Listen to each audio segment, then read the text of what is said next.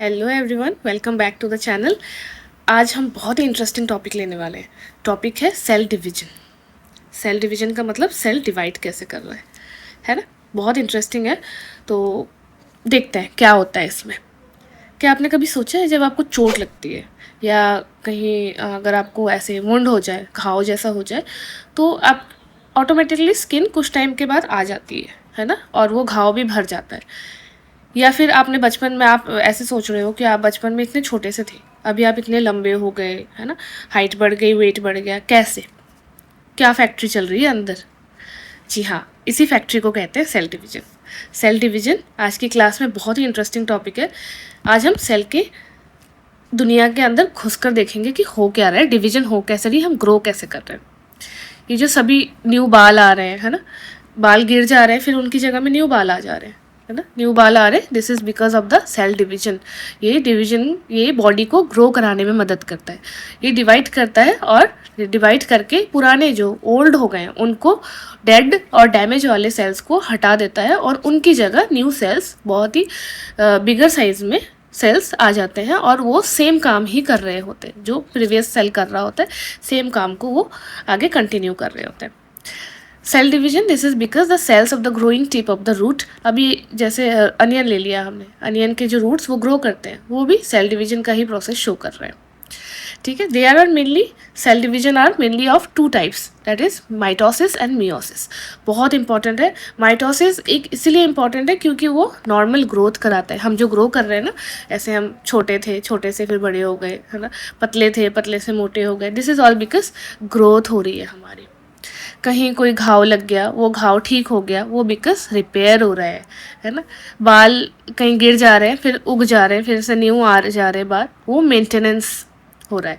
और ये mitosis generally होता है ए सेक्शुअल रिप्रोडक्शन में। वेरी इंपॉर्टेंट, आपको ये याद रखना है। ठीक है, ए सेक्शुअल रिप्रोडक्शन जहाँ भी होगी वो हाँ माइटोसिस होगा, या ग्रोथ हो रही है तो माइटोसिस हो रहा है। आप अभी ऐसे समझ लो, छोटा बच्चा बड़ा हो रहा है तो तगड़ा सा ग्रोथ, उसके अंदर माइटोसिस का फंक्शन बहुत तगड़ा चल रहा है। रिपेयर हो रहा है, आपको कहीं चोट लग गई, वो बहुत जल्दी वो रिपेयर कर जा रहा है, बहुत जल्दी वो घाव भर जा रहा है, दिस इज बिकॉज कि आपका माइटोसिस का फंक्शन बहुत तगड़ा चल रहा है। लेकिन अब ट्रिक क्या है कि मियोसिस तभी होती है जब सेक्सुअल रिप्रोडक्शन हुआ होता है, या फिर कोई न्यू ऑफस्प्रिंग बनने की कगार में होते हैं, या फिर फर्टिलाइजेशन का प्रोसेस चल रहा होता है। अब हम इसको डेप्थ में समझते हैं कि डेप्थ में ये चीज़ है क्या एक्चुअली। उससे पहले, माइटोसिस और मियोसिस के बीच का डिफरेंस करने से पहले हम अभी लेंगे सेल थ्योरी। सेल थ्योरी में क्या है कि 3 जासूस थे, ऐसे समझ लो। सेल थ्योरी में 3 जासूस थे। 3 जासूस में एक थे Schleiden, second one is Schwann and third one is Virchow. ठीक है, इन्होंने क्या बताया, स्क्लेडन ने बताया कि जितने प्लांट्स हैं सब सेल से बने हुए हैं। इन्होंने कब बताया, 1838 में। फिर जी साथ ही साथ सैचुअन आ गए। इन्होंने क्या बताया कि भाई एनिमल्स जितने हैं वो भी सभी सेल से ही बने हुए हैं। इन्होंने कब बताया, 1839 में। ठीक, स्क्लेडन के बताने के 1 साल बाद। ठीक, तो स्क्लेडन ने बोला कि सारे प्लांट्स बने हुए हैं सेल से, तो सैचुअन ने बोला सारे एनिमल्स भी सेल से बने हुए हैं। अब 1855 में आते हैं वर्चो साहब। इन्होंने क्या बताया कि इन्होंने सबसे ज़रूरी बात ये कही है कि जो भी सेल है वो प्री एग्जिस्टिंग सेल से ही बने हैं। अभी जो न्यू सेल है वो एक भी कोई अगर नया सेल बन रहा है तो इट मीन्स कि वो प्री एग्जिस्टिंग किसी सेल से ही बन रहा है। इसने सेल थ्योरी को बिल्कुल नया रूप दे दिया। अब टुगेदर जब इन्होंने पूरा फॉर्मुलेशन करा तो इन्होंने बोला कि सारे, अब प्लांट्स भी अगर सेल से बने, एनिमल्स भी सेल से बने, इट मीन्स क्या कि सारे living organisms are made up of 1 और मोर सेल्स। ठीक है, सेल इज़ द, फिर उन्होंने बोला कि सेल जो है वही बेसिक यूनिट है, और स्ट्रक्चर का भी और फंक्शन का भी, सारे लिविंग बींग्स का। और सारे cells are came from the pre existing sales.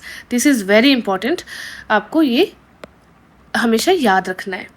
अब आ जाओ नेक्स्ट में, that is difference between the mitosis and meiosis. Mitosis और मियोसिस में क्या है, माइटोसिस को ऐसे समझ लो कि ये जेरोक्स मशीन है। Xerox, this is a machine. Xerox machine में क्या होता है, जो हमने डाला एक आइडेंटिकल वही निकल के आया। सेम वे माइटोसिस में भी यही प्रोसेस है कि एक सिंगल फर्टिलाइज्ड एग जो है वो डिवाइड करेगा, रिपीटेडली डिवाइड करेगा to make the identical daughter cells, जो ये बने हैं ना, ये these are the identical daughter cells, इनको डॉटर सेल्स बोलते हैं, जो कि बिल्कुल अपने पेरेंट्स की तरह ही दिखते हैं। ठीक है, ये जनरली माइटोसिस जनरली कहाँ होता है, मैंने पहले बोला था एसेक्सुअल रिप्रोडक्शन में, इसमें ये एसेक्सुअल रिप्रोडक्शन में होता है। एसेक्सुअल रिप्रोडक्शन का मतलब है कि इसमें वन पेरेंट इन्वॉल्व होता है। ओके, इसमें दो पेरेंट्स की ज़रूरत नहीं है। One cell divides repeatedly to form trillions of cells in the body. Cells increases the number through mitosis. ठीक है, माइटोसिस में जेनेटिकली आइडेंटिकल डॉटर सेल्स बनते हैं फ्रॉम सिंगल पेरेंट सेल। ये जो each new cell gets the same DNA and the same number of chromosomes. It means कि इनके अंदर क्रोमोसोम्स का कोई डिवीजन नहीं होता। अब पेरेंट्स में 2 क्रोमोसोम थे तो डॉटर सेल्स के अंदर भी 2 क्रोमोसोम्स ही होंगे, इनके क्रोमोसोम्स में कोई डिफरेंस नहीं आता। ये जेनेटिक इन्फॉर्मेशन को लार्जली मेंटेन करके रखते हैं। ठीक है, ये एसेक्सुअल रिप्रोडक्शन में ही देखने को मिलता है। Mitosis, this is mitosis, this is very important in terms of examination. Next आते हैं हम मियोसिस पे। मियोसिस एक ऐसा सेल डिवीजन है, बहुत इंपॉर्टेंट है, ये समझ लो कि ये सेक्सुअल रिप्रोडक्शन में शो होता है। सेक्सुअल रिप्रोडक्शन में शो होगा। मियोसिस बहुत इंपॉर्टेंट टाइप का सेल डिवीजन है जिसमें प्रोड्यूस होता है gametes, occur only in the cells of reproductive organs. ये मियोसिस सिर्फ रिप्रोडक्टिव ऑर्गन्स में ही होंगे। ठीक है, gametes produce for sexual reproduction creates variation. ये जो गैमेट्स बनेंगे वो वेरिएशन क्रिएट करेंगे ऑफ कोर्स, क्योंकि ऐसे समझ लो कि आप अपने पापा की तरह थोड़े थोड़े दिखते हो, मम्मी की तरह भी थोड़े थोड़े दिखते हो। अब ऐसा क्यों है, क्यों तुम एग्जैक्टली पापा की तरह नहीं दिखते या एग्जैक्टली मम्मी की तरह क्यों नहीं दिखते? बिकॉज क्योंकि इसमें कुछ क्रोमोसोम पापा के भी आए होते हैं, कुछ क्रोमोसोम्स मम्मी के भी आए होते हैं, है ना, वेरिएशंस आते हैं। मियोसिस में हमेशा वेरिएशन शो होगा, तो ये वेरी इंपॉर्टेंट पॉइंट है। माइटोसिस में आइडेंटिकल बनते हैं और मियोसिस में वेरिएशन शो होता है। Therefore children resembles but children resembles their parents but they are not identical or not the exactly same। ठीक है, एनिमल्स में या ह्यूमंस को ले लो, ह्यूमंस आर ऑल्सो एनिमल्स, तो जितने बाकी सारे animals including human beings, meiosis occur करेगा in the cells of testis of males जो कि स्पर्म को प्रोड्यूस करता है, एंड ओवरीज ऑफ फीमेल्स जो प्रोड्यूस करेगा एग्स। ठीक है, और प्लांट्स में अगर मियोसिस हो रही है तो रिप्रोडक्टिव ऑर्गन्स में होगा, तो प्लांट्स का रिप्रोडक्टिव ऑर्गन कौन सा है? Anther is the male reproductive cell और the ovaries are the female parts. ठीक है, ये क्या करेंगे, ये प्रोड्यूस करेंगे एग्स को। मियोसिस में पेरेंट सेल डिवाइड करेंगे 2 बार डिवाइड करते हैं, ये C1 2 2 बार डिवाइड करते हैं, डिवाइड करके वो 1 after the other to form 4 daughter cells. इन्होंने 2 बार डिवाइड करा, 2 बार डिवाइड करके 4 डॉटर सेल्स बनाते हैं, और जिनमें क्रोमोसोम्स उनका half the number of chromosomes होता है। लाइक इनके पास 2 2 4 है, तो इनके पास सबका 1 1 1। ठीक है, half the number of chromosomes होते हैं। इनके पास 2 है, इसके पास 2 है, तो इनके पास भी 1 1 होंगे, ताकि half the number of chromosome हो सके। इसी वजह से, क्योंकि क्रोमोसोम्स हाफ द नंबर है, इसी वजह से आप कुछ थोड़े से कैरेक्टर्स आप पापा के शो करते हो और कुछ कैरेक्टर्स आप मम्मी के शो करते हो। ठीक है, as a result each gametes is a half number of DNA. ये प्रोसेस हमेशा, मियोसिस का प्रोसेस हमेशा तभी होता है जब फर्टिलाइजेशन की प्रोसेस चल रही हो या हो रही हो। ठीक है, process of mitosis and meiosis most occur in the proper and a controlled manner. ये हमेशा कंट्रोल मैनर में होते हैं। Errors in mitosis lead to uncontrolled cell division. अगर माइटोसिस के प्रोसेस में एरर आ जाए या माइटोसिस का प्रोसेस सही तरीके से ना चले तो क्या होगा, अनकंट्रोल सेल डिवीजन होगा, जो क्या करेगा, फॉर्मेशन ऑफ ट्यूबर्स करेगा या abnormal number of chromosomes in body cells. बहुत बारी ऐसा होता है कि कोई जो न्यू ऑफस्प्रिंग हुआ उसमें क्रोमोसोमल डिफेक्ट हो गई या बॉडी में ट्यूमर्स का बनना, these are all because of the mitosis uncontrol manner में। ठीक है, अगर मियोसिस का अनकंट्रोल मैनर हो गया या फिर मियोसिस में एरर आ गई, मियोसिस सही ढंग से नहीं हो पाया, तो जेनेटिक डिसऑर्डर देखने में बहुत मिलते हैं। ठीक है, which may be associated with development problems या डिस्टिंक्टिव फिजिकल फीचर्स, या फिजिकल फीचर्स सही नहीं आएंगे या बच्चे का डेवलपमेंट सही नहीं हो पाएगा। ठीक है, फॉल्टी मियोसिस में also cause early pregnancy loss या रिड्यूस्ड फर्टिलिटी। ये जो मियोसिस का प्रोसेस अगर सही तरीके से ना हो तो प्रेगनेंसी लॉस भी हो सकती है, सही में रिड्यूस्ड इन द फर्टिलिटी भी हो सकता है। ये बहुत इंपॉर्टेंट टॉपिक है, इसको हमेशा याद रखना है। अब हम नेक्स्ट लेते हैं कि सेल जो ग्रो करते हैं, और क्या सेल हमेशा ग्रो करते हैं और हमेशा रिप्रोड्यूस करते हैं? तो ऐसा नहीं होता।